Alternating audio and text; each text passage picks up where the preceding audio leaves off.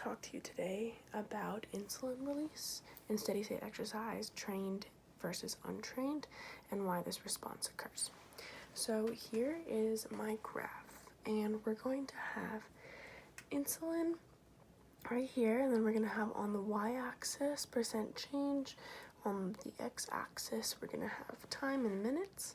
So basically what happens here is we're going to have a negative percent change occurring, and that's because we want to inhibit the release of insulin because we want to promote fuel breakdown.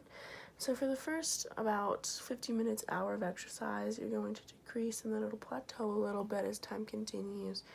But basically what we're going to discuss is how insulin inhibition changes between untrained and trained.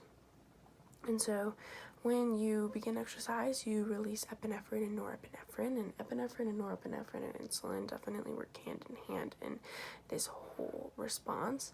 And so once epinephrine and norepinephrine are released, they're going to bind to receptors on the pancreas. These receptors are going to create this signal. This signal is going to stop the release of insulin, and this stop of the insulin is going to promote the fuel breakdown in your body when you are exercising. However, when you become a trained athlete, you are still going to inhibit the release of insulin. It's just going to be less.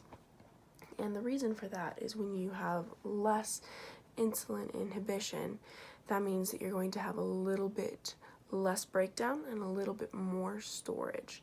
And the reason for this is because when you're exercising at a trained state, or exercising steady state, when you're trained, you're going to want to utilize fats and store things like carbohydrates and glucose and all of the good stuff.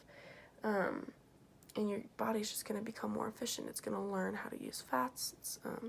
It's still definitely inhibiting insulin. It's just a little bit less so that you learn to be more efficient.